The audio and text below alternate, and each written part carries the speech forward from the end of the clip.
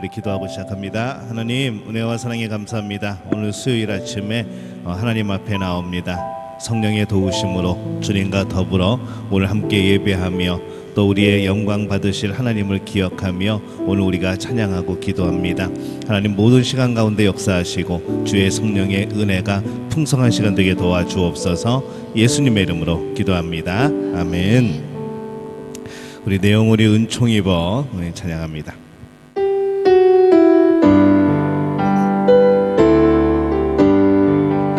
내 영혼이 은총 입어 중한 죄지 먹고 보니 슬픔 많은 이 세상도 전국으로 화하도다. 할렐루야 찬양하세. 내 모든 죄 사함받고 주 예수와 동행하니 그 어디나 하늘나라 주의 얼굴 뵙기 전에 멀리 뵈던 하늘나라 내 맘속에 이루어지니 날로 날로 가깝도다. 할렐루야 찬양하세. 내 모든 죄 사함받고 주 예수와 동행하니 그 어디나 하늘나라 높은 산이 거친 들이 조막이나 궁궐이나 내 주 예수 모신 곳이 그 어디나 하늘나라. 할렐루야 찬양하세. 내 모든 죄 사함받고 주 예수와 동행하니 그 어디나 할렐루야 찬양하세. 할렐루야 찬양하세. 내 모든 죄 사함받고 주 예수와 동행하니 그 어디나 한 번 더 할렐루야 찬양하세. 할렐루야 찬양하세. 내 모든 죄 사함받고 주 예수와 동행하니 그 어디나 하늘나라. 우리 힘차게 박수 치면서 내가 예수 믿고서 찬양합니다.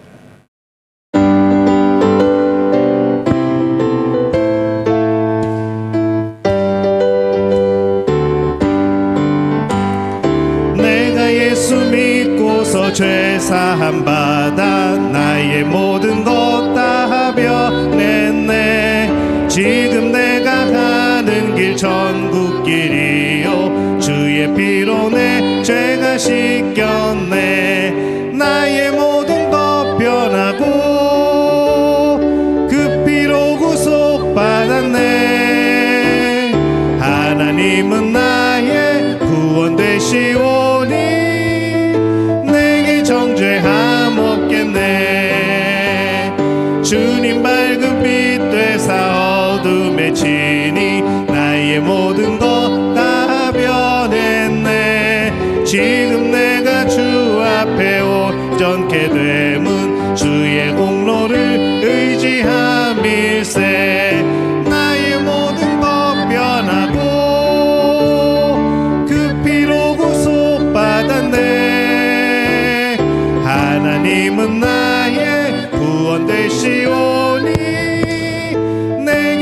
정죄함 없겠네.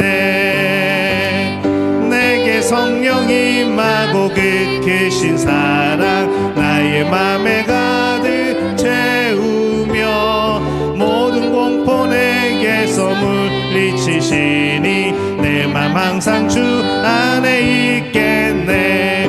나의 모든 것 변하고 그 피로 구속받았네. 하나님은 나의 구원 되시오니 내게 정죄함 없겠네. 고난 내 영혼 편히 쉴 곳과 풍랑 일어도 안전한 포구 폭풍까지도 다스리시는 주의 영원한 팔을 의지해 주의 영원하신 팔 함께 하사 항상 나를 붙드시니 어느 곳에 가든지 요동하지 않음을 주의 팔을 의지함이라. 세상 친구들 나를 버려도 예수 늘 함께 동행함으로 주의 은혜가 충만하리니 주의 영원한 팔 의지해 주의 영원하신 팔 함께 하사 항상 나를 붙드시니 어느 곳에 가든지 요동하지 않음을 주의 팔을 의지함이라.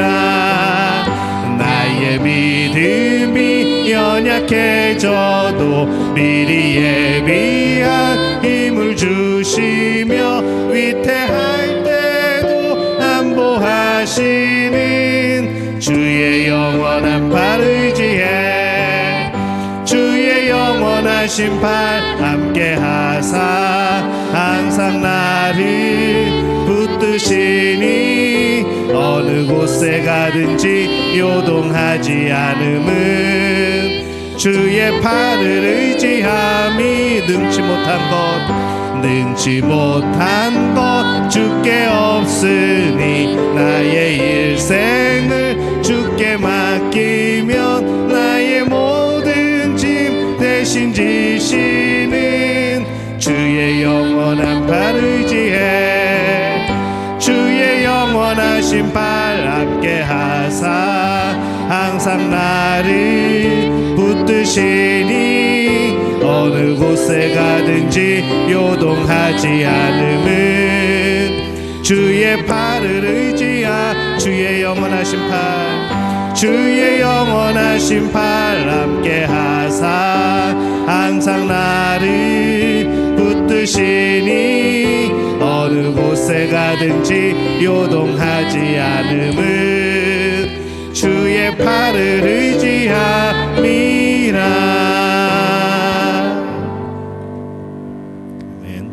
우리를 사용하소서. 찬양합니다.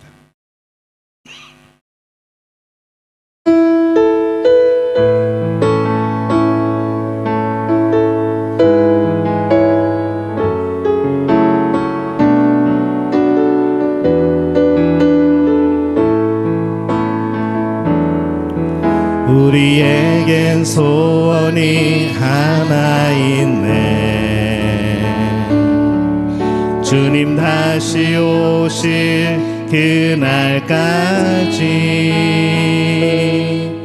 우리 가슴에 새긴 주의 십자가 사랑 나의 교회를 사랑케 하네.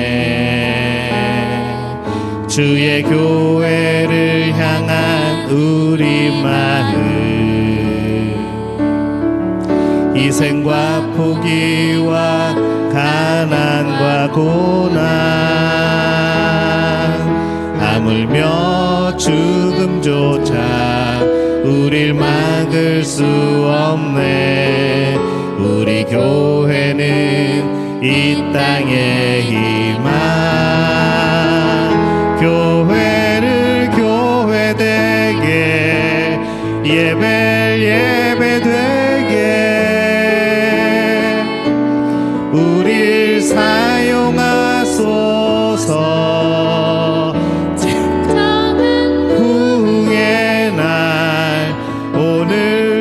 임하도록 우릴 사용하소서. 우리에겐 소원이 하나 있네. 주님 다시 오실 그날까지 우리 가슴에 새긴 주의 십자가 사랑 나의 교회를 사랑케 하네. 주의 교회를 향한 우리 마음, 희생과 포기와 가난과 고난, 하물며 죽음조차 우릴 막을 수 없네. 우리 교회는 이 땅의 희망, 교회를 교회되게, 예배를 예배되게 우릴 사용하소서. 진정한 부흥의 날 오늘 임하도록 우릴 사용하소서. 성령 안에 예배하리라. 성령 안에 예배하리라. 자유의 마음으로 사랑으로 사역하리라. 교회는 생명이니 교회를 교회되게, 예배를 예배되게 우릴 사용하소서. 진정한 부흥의 날 오늘 임하도록 우릴 사용하소서. 교회를 교회되게, 교회를 교회되게, 예배를 예배되게 우릴 사용하소서. 진정한 부흥의 날 오늘 임하도록 우릴 사용하소서. 우리 시간 함께 기도합니다. 하나님, 교회가 정말 교회되게 하여 주옵소서. 우리 예배가 진정으로 하나님께 드려지는 예배가 되게 도와주옵소서. 그 가운데 하나님이 이루어주시는 부흥의 역사, 하나님이 이루어주시는 성령 충만의 역사들이 우리 삶 속에 나타나게 도와주옵소서. 오늘 예배 가운데 함께 하여 주옵소서. 우리 모두가 성령 충만한 자들이 되게 도와주옵소서. 주의 말씀이 선포될 때에 그 말씀 마음에 새기며 살아가는 복된 우리 모두가 되게 도와주옵소서. 우리 주여 한번 외치고 통성으로 기도합니다. 주여, 아버지 하나님 은혜와 사랑에 감사를 드립니다. 구약성경 사무엘상 1장 9절에서 20절까지 우리 한 목소리로 함께 봉독합니다. 그들이 실로에서 먹고 마신 후에 한나가 일어나니 그때의 제사장 엘리는 여호와의 전 문설주 곁 의자에 앉아 있었더라.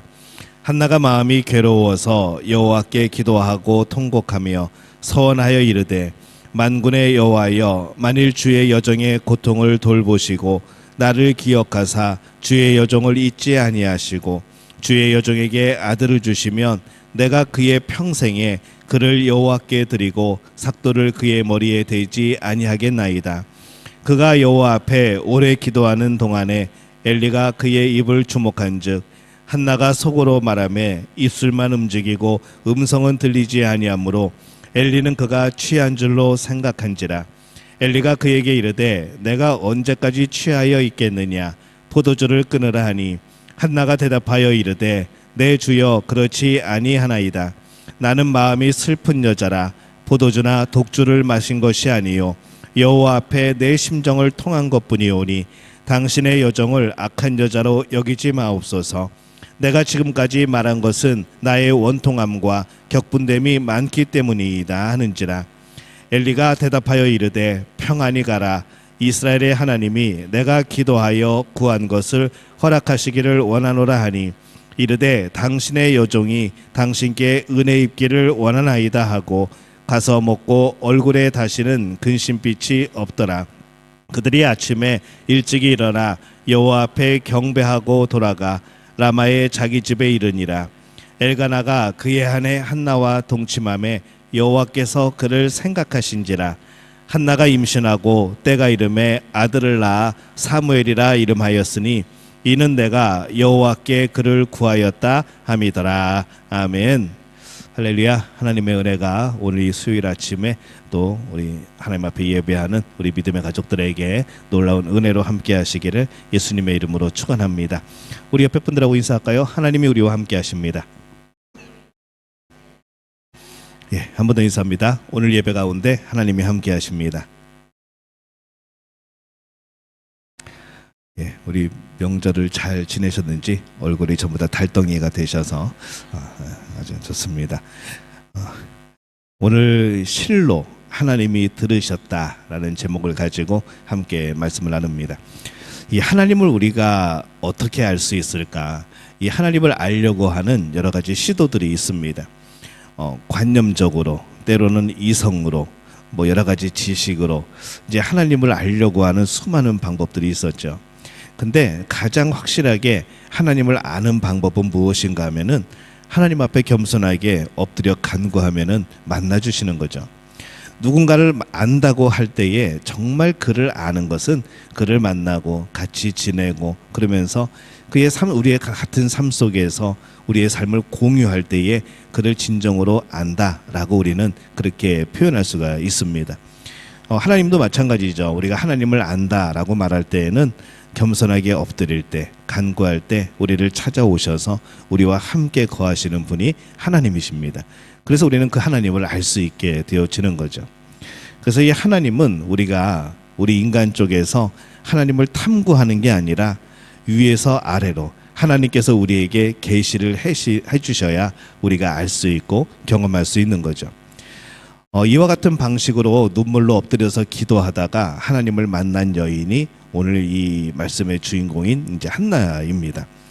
그 여인으로 인해서 이 전환기에 있던 위기의 이스라엘이 새로운 시대를 맞이하게 되는 거죠. 지금이 어떤 상황인가 하면은 사사 시대의 이제 말기 상황입니다. 우리가 처음에 이 모세가 그토록 소원하던 가나안 땅에 들어가지 못하죠. 느보산에서 멀리 가나안 땅을 바라보면서 하나님 저 땅 참 좋으네요. 하나님이 저 약속하신 땅이군요. 그러면서 이제 거기서 하나님은 거기까지, 모세 너는 거기까지야 하면서 이제 모세는 들어가지 못하고 이제 나중에 이제 죽게 됩니다. 이제 그 다음에 여호수아의 지도로 인하여서 이 가나안 땅에 정착한 이스라엘에게 이 가나안은 적과 꿀만 준 것이 아니라 사실은 이 주변의 가나안 땅을 노리고 있는 수많은 민족들, 국가들, 그 땅이 얼마나 탐이 나겠습니까? 많은 부족들이 살고 있었는데 이스라엘이 들어와서 모두 다 물리치고 그리고 이제 차지했는데 그 땅이 얼마나 아깝고 또 뺏긴 민족들 다 멸절하지 못했었죠.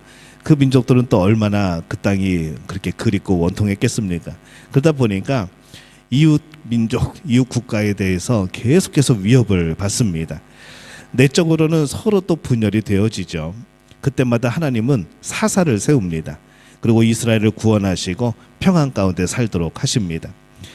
근데 이 사사들은 하나님의 영을 받고 잠시 동안 하나님의 백성들의 안전과 질서를 또 이제 담당하는 그러한 재판관, 군사 지도자, 이제 그런 중재자였던 것이죠.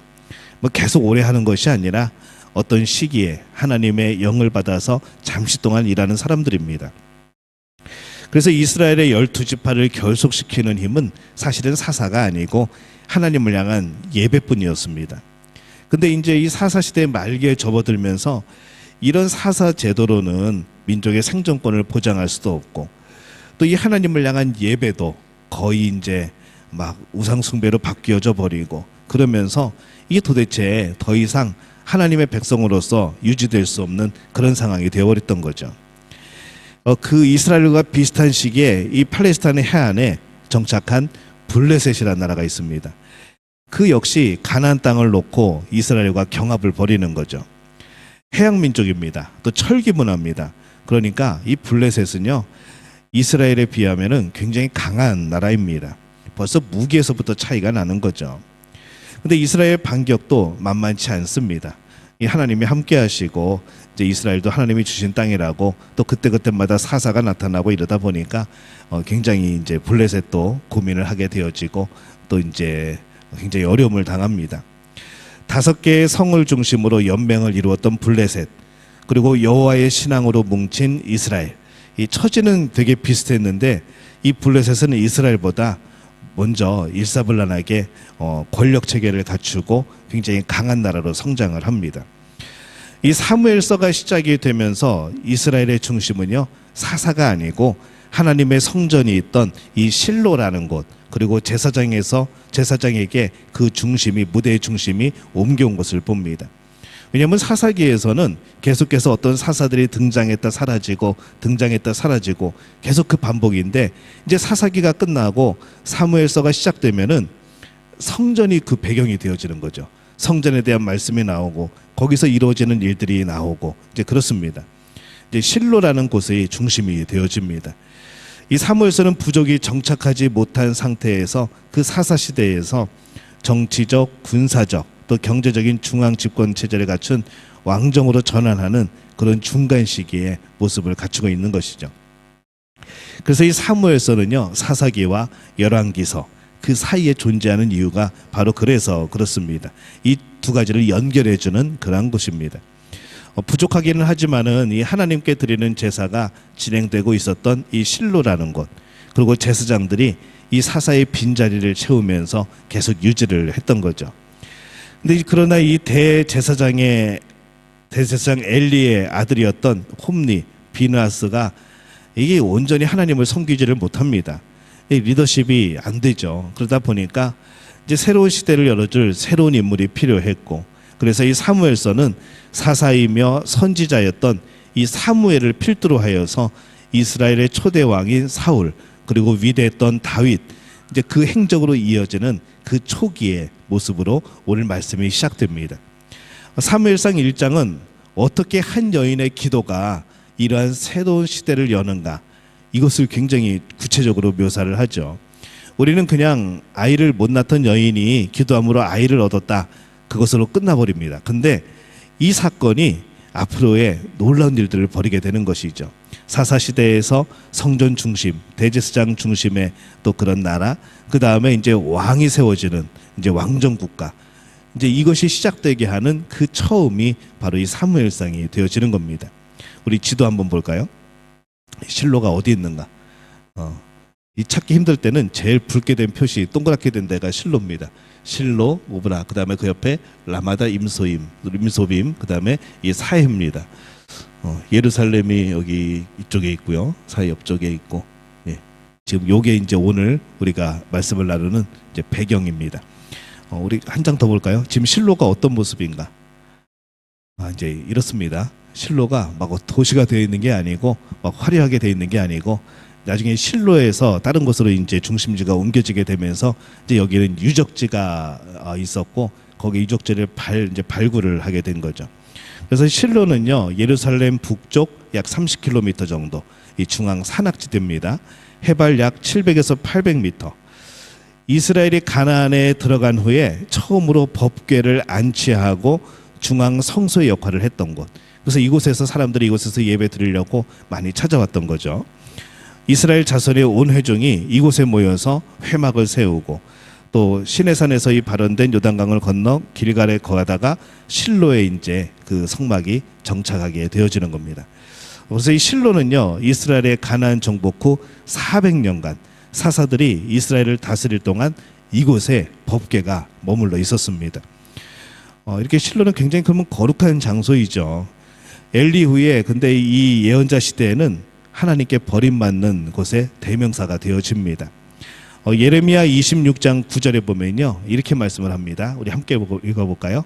어찌하여 내가 여호와의 이름을 의지하고 예언하여 이르기를 이 성전이 실로같이 되겠고 이 성이 황폐하여 주민이 없으리라 하느냐 하며 그 모든 백성이 여호와의 성전에서 예레미야를 향하여 모여드니라. 아멘. 아까 보셨죠? 그렇게 되어버린 겁니다. 정말 말씀 그대로 황폐해져 버린 것이죠. 블레셋과 치른 아벡 전투에서 이 법궤를 가지고 출정을 했다가 빼앗긴 뒤로는요, 이스라엘의 종교 중심 또 군사 중심지의 위상을 상실을 해버립니다. 이 법궤가 그곳에 실로에 있었을 때는 그곳이 모든 것의 중심이 되었는데 이 법궤를 빼앗겨 버리니까 이후에는 이제 그 30km 밑에 있는 예루살렘이 이제 이 실로의 역할을 대신하게 되어집니다. 나중에 보면은 이 예루살렘으로 예배드리러 오죠. 이제 그 이유가 그렇게 되어집니다. 이 백성을 돌보시는 하나님은 사사 시대의 말기의 혼란을 평정합니다. 그리고 새로운 시대를 열어줄 한 인물을 예배를 합니다.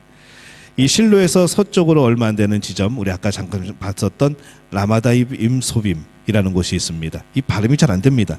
라마다 임소빔. 예. 저는 이 참 어떻게 읽다 보면 자꾸 헷갈리는데, 이 라마다 임소빔은 숲 사람들의 두 언덕이라는 뜻입니다. 이 숲이 우리가 바라보는 나무 많은 숲이 아니고 숲이라는 숲 비읍 받침입니다. 숲 사람들의 언덕, 이 숲이라는 그런 민족들이 있던 거죠. 흔히 라마, 높은 곳이라는 이제 의미를 가지고 있습니다. 신약에서 예수님의 시신을 장사 지내준 요셉의 고향 아리마대, 그곳이 이곳이 아닌가라는 그런 이제 추측을 해보는 거죠.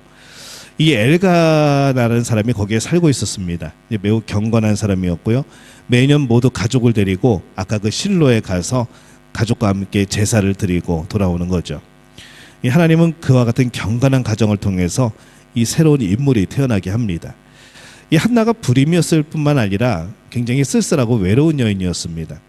사실 성경은 이 불임 여성을 통해 가지고 어렵게 자녀를 낳게 하고 그 자녀를 통해서 이 하나님의 놀라운 역사를 이루어가는 그런 경우가 굉장히 빈번하게 나옵니다.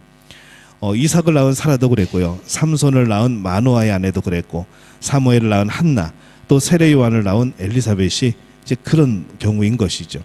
굉장히 아이를 어렵게 낳습니다. 근데 그 아이가 큰 일을 하게 되는 거죠. 이 엘가나와 한나는요, 같은 믿음 안에서 서로 깊이 사랑하며 삽니다. 근데 한나가 아이를 낳지 못하죠. 이 대를 또 잇기 위해서 이 엘가나도 이 또 아브라함처럼 분인나라고 하는 아내를 두어서 자녀를 또 낳습니다. 이게 공평한 건지 짓궂은 것인지 판단은 잘 안 되지만은 한나는 남편의 사랑을 받는 대신에 자녀가 없었고, 분인나는 자녀를 낳는 대신에 남편의 사랑을 못 받는 거죠. 마치 야곱의 두 아내였던 이 라헬과 레아의 모습과도 비슷한 이제 그런 것을 떠올리게 합니다. 그러니까 이제 이 아들 가진 엄마가 굉장히 텃세를 부리죠. 그래서 이 분인나는 자식이 없는 한나를 멸시를 합니다. 이게 보통 멸시가 아니라 굉장히 인격 모독과 그냥 뭐 저주와 정말로 입에 담지 못할 그런 핍박을 하는 거죠.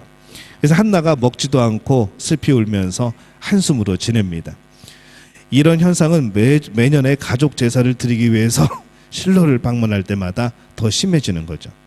그래서 이 화목제를 드린 엘가나는 분인나와 그의 소생들에게 분깃을 나눠주면서 이 자녀가 없는 한나에게는 갑절에 분깃을 나눠줍니다. 왜냐하면 더 사랑했으니까 더 주고 싶은 거죠. 근데 이제 위로하고 이제 격려하려고 했던 건데 그 남편의 행동이 이 분인나의 질투를 또 유발을 합니다. 더욱더 자극을 하다 보니까 이 분인나가 한나를 더 괴롭게 하는 거죠. 이 남편들은 조금 지혜로울 필요가 있습니다. 그래서 이 집안의 분위기는 모두 다 즐거워하는데 한 사람만, 이 한나만 굉장히 괴로움에 빠져 있는 겁니다. 남편 엘가나가 좋은 말로 위로를 하고 사랑해주고 격려를 했는데 이 한나의 문제가 해결되지 않는 것이죠. 많은 시험과 연단 후에 드디어 한나는 결심을 합니다.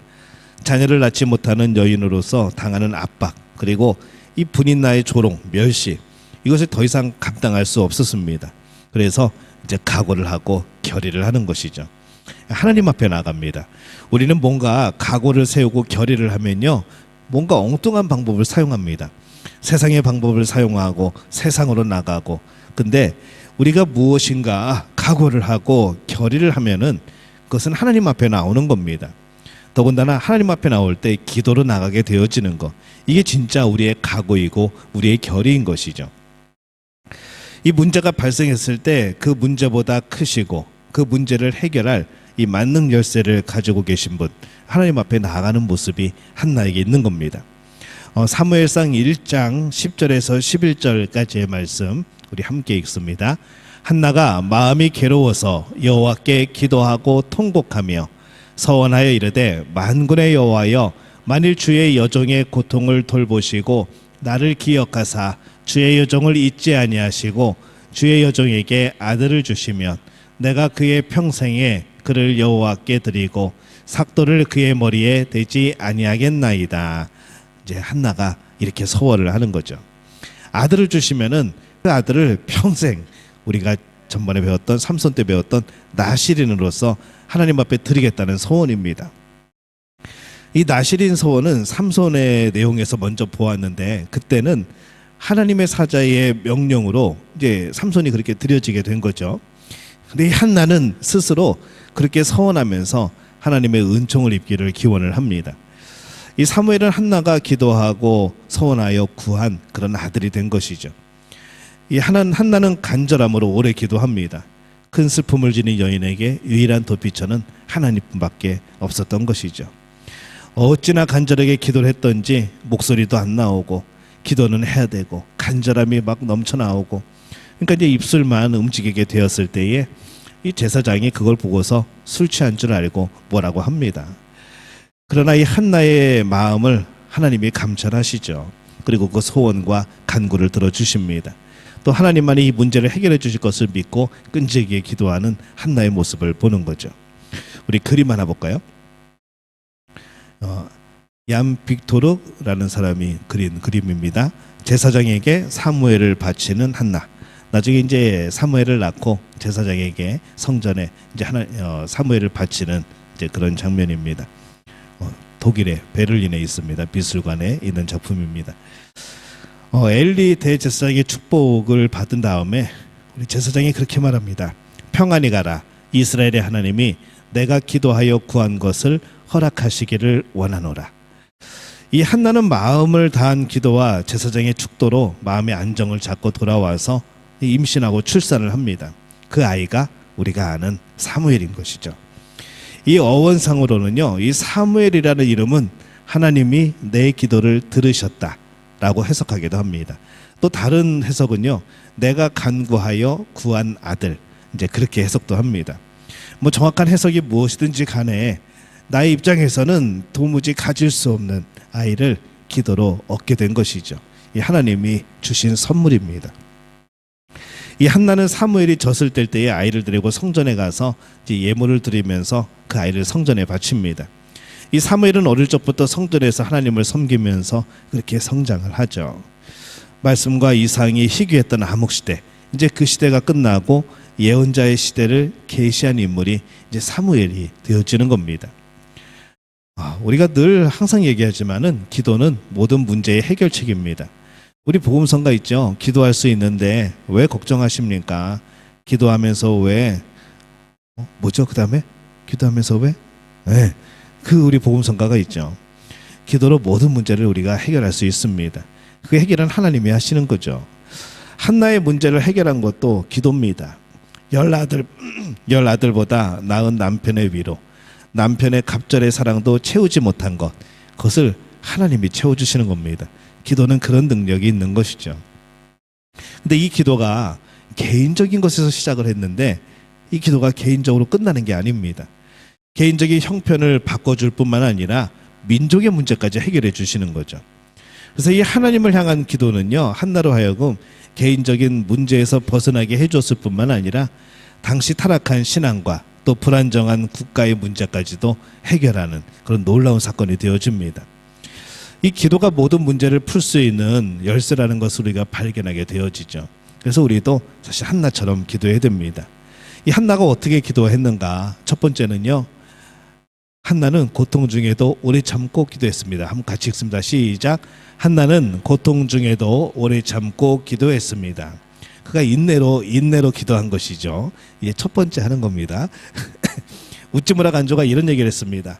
눈물의 골짜기를 지나지 않고 하나님의 품에 이르는 길은 없다. 참 어떻게 보면은 맞는 말인데 어떻게 보면은 참 싫어하는 말이죠. 눈물의 골짜기를 지나지 않고 하나님 품에 이르는 길은 없다. 복음적으로 해석을 하면은 눈물에 회개를 하지 않고 하나님 품에 하나님의 자녀가 되는 길은 없다. 그렇게 해석할 수도 있겠죠. 근데 우리의 삶이 이 하나님 앞에 매달리는 이런 눈물의 시간들을 지나지 않고서는 하나님 품에 이를 수 없다라고 말을 합니다.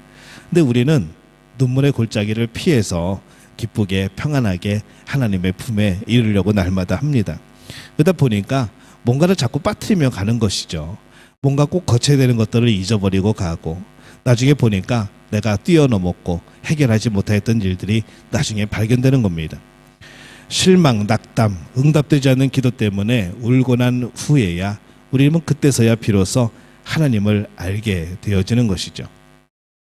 고난에는 뜻이 있습니다. 그리고 그 고난으로 인해 한나는 통곡하면서 하나님께 오래 기도할 수 있었던 거죠.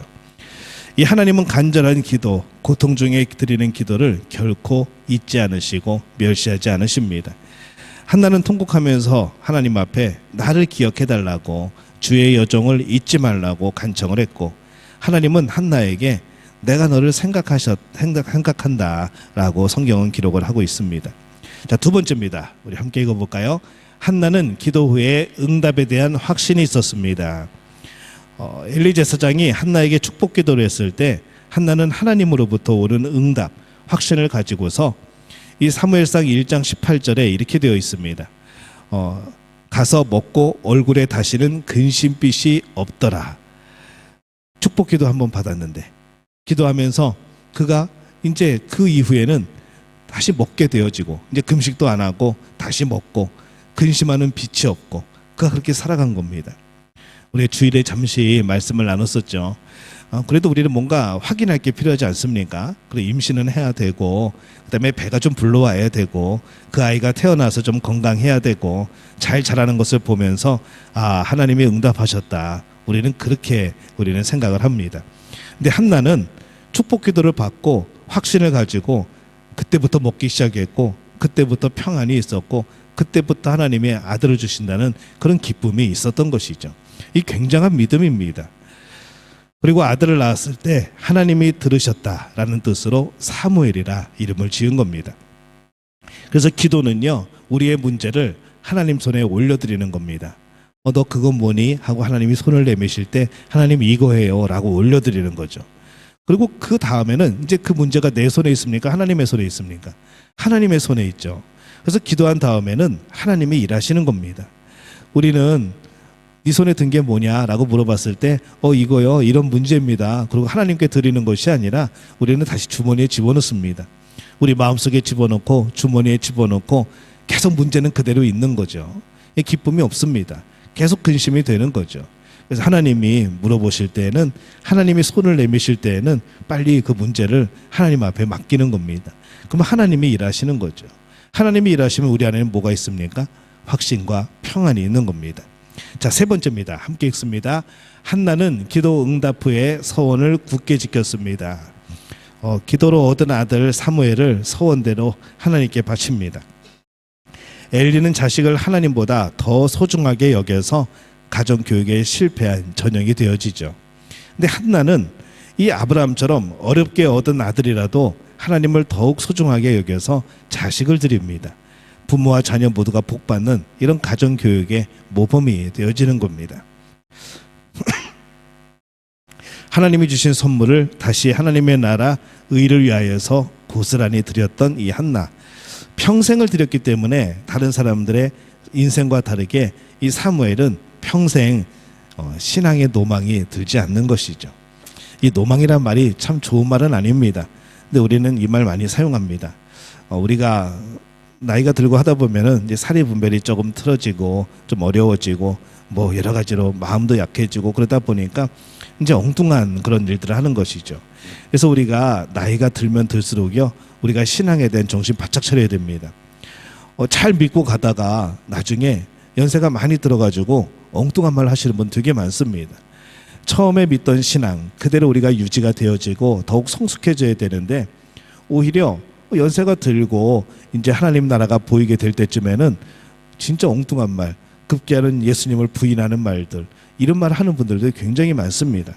그래서 우리는요, 이 하나님을 끝까지 붙드는 거, 정말 정신 바짝 차리고 내 믿음이 무엇이고 내가 구원의 그런 이유가 무엇이고 하나님이 나를 어떻게 구원하셨는가, 나를 어떻게 사랑하셨는가, 내가 어떻게 해야지 하나님 나라에 들어가는가, 이것에 대해서 확신을 가지고 살아가야 됩니다. 지금은 우리가 어느 정도 내 이성에 대해서, 내 마음에 대해서 컨트롤이 됩니다. 근데 우리가 정말 이 노년에 이르러서 그것이 되지 않을 때 우리는 자칫 하나님을 거부할 수 있다는 거죠. 우리는 예수님을 부인할 수 있다는 겁니다. 그것이 그의 진정한 마음이든 아니면은 어떤 노년에 이르러서의 그런 실수이든 이제 그런 경우들이 생긴다는 것이죠. 잘 믿던 권사님이 임종 전에 기도하면서 하는데 천국이 어디 있어, 하나님이 어디 있어, 그렇게 돌아가시는 분들도 있습니다. 그 모습 보면서 너무 마음이 안타까운 거죠. 그래서 우리는요, 내가 잘 믿고 있다고 생각하지 말고 정말 내가 잘 믿고 있는가, 내가 진짜 예수님을 믿고 있는가, 내가 정말 하나님을 온전하게 알고 있는가, 내가 이 말씀대로 정말 살아가고 있는가, 이것을 늘 점검할 필요가 있습니다. 그래야지 나중에 확신이 없어서 딴소리 안 한다는 것이죠. 이제 그거를 신앙적인 노망이라고 표현을 하는데 저는 이 표현이 좀 마음에 들지는 않습니다. 이 사무엘은 하나님이 한나에게 주신 특별한 선물이었을 뿐 아니라 한나가 하나님께 다시 드린 또 특별한 선물이 되어졌던 것이죠. 뿐만 아니라 하나님은 한나에게 세 아들과 두 딸을 보너스로 주십니다. 아들 하나 구했는데 그 후에는 놀라운 일들이 벌어지는 거죠. 우리 그림 하나 볼까요? 여러분이 잘 아는 그림입니다. 이게 무슨 그림이죠? 사무엘이죠. 이게 어디에 많이 걸려 있었습니까? 택시에. 저희 아버지가 옛날에 택시를 하셨거든요. 보면은 택시에 걸려 있습니다.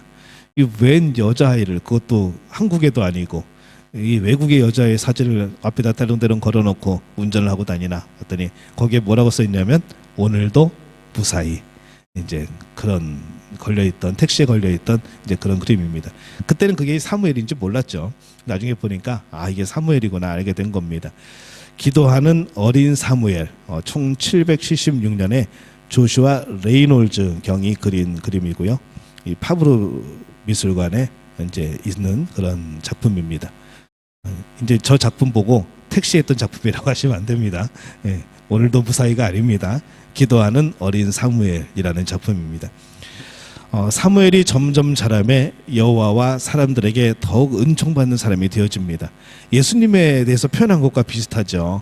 점점 자라매 하나님과 사람들에게 더욱 사랑받는 사람이 되어지더라. 사무엘이 자라서 여호와께서 그와 함께 계셔서 그의 말이 하나도 땅에 떨어지지 않게 하시니 단에서부터 브엘세바까지의 온 이스라엘이 사무엘은 여호와의 선지자로 세우심을 입은 줄을 알았더라. 여호와께서 실로에서 다시 나타나시되 여호와께서 실로에서 여호와의 말씀으로 사무엘에게 자기를 나타내시니라. 지금 말씀이 지나갔는데 자막은 안 나왔습니다. 이 말씀에 뭐라고 되어 있는가 하면은요, 하나님께 여호와께서 실로에서 다시 나타나시되, 실로에서 하나님이 다시 나타나신 겁니다. 그리고 실로에서 여호와의 말씀으로 사무엘에게 자기를 나타내시니, 다시 하나님이 나타나시고 사무엘은 하나님과 다시 더불어 살아가는 것이죠. 역사의 어두운 줄기에서 하나님이 사사를 통해서 일하시던, 뭔가 굉장히 거리가 있는 것처럼 역사하시던 하나님인데 이제 실로에서 거기서 나타나시는 겁니다. 그리고 이후에 하나님은 역사와 함께 하시고 그들을 이끌어 가시는 거죠. 이런 사무엘의 배후에는 누가 있었는가? 기도하는 어머니 한나가 있던 거죠. 사무엘은 한나의 기도로 태어났고 어머니의 기도를 먹으며 자라납니다. 이 바운즈라는 사람이요, 이런 말을 했습니다. 한번 따라해 볼까요? 기도하는 한나가 있었기에 기도하는 사무엘이 있었고 기도하는 지도자는 기도하는 가정에서 나온다. 저는 여러분들의 자녀들이 이 기도하는 지도자가 되어 주시기를 예수님의 이름으로 축원합니다. 기도의 부모가 기도하는 자녀를 만드는 겁니다. 기도하는 자녀가 민족의 운명을 바꾸는 거죠. 기도하는 한 여인이 세상을 변화시킵니다. 그냥 아들 하나 달라고 한 건데 그 기도가 그 한나의 기도가 아니었던 것이죠. 하나님이 주시는 사명이었고 하나님이 주시는 기도의 기도였고 또 응답이었던 겁니다. 그래서 이 한나는 자기가 당한 슬픔, 자녀를 낳지 못하여 당하는 수모, 자신의 장래에 대한 불확실함을 놓고 기도하였지만은 하나님이 주신 응답은 한나에게 자식을 주어서 한 여인의 소망을 이루고 삶이 희망으로 바뀌는 정도뿐만이 아니라 전체 이스라엘의 얻은 역사가 희망적인 미래로 바뀌는 새 역사를 만들어 가신 거죠. 이렇게 하나님은요, 우리가 기대하며 기도한 것 이상을 주십니다. 오늘 우리가 하나님이 주시는 마음으로 기도한 작은 것이요, 어떻게 쓰임 받을지 모르고 어떻게 열매 맺지 모른다는 것이죠. 하나님은 기도를 타고 역사하십니다. 오늘 이 하나님은 한나의 눈물과 기도를 통하여서 한 아이를 준비하십니다. 이후에 치열해진 민족의 전쟁, 이스라엘의 역사의 물줄기를 바꾸는 놀라운 계획을 이미 이루어가고 계셨던 거죠. 이 하나님을 닮았으면 좋겠다는 마음을 품고 그 아이들을 축복하고 그렇게 살아가면은 그 아이들이 정말 이 하나님의 축복을 받는 사람들이 될 거라고 믿습니다. 그 아이들 위해서 기도할 때에 그 아이들이 또한 기도의 자녀가 되어지고, 여러분들이 자녀를 위해서 기도하는 모습을 보이면은 자녀들도 또 그 자녀들 위해서 기도할 겁니다. 그렇게 우리가 하나님을 제일로 알고 하나님을 존중하며 살아가는 그런 우리 믿음의 가족들, 또 그런 본을 보이는 우리 부모들이 되어주시기를 예수님의 이름으로 축원합니다.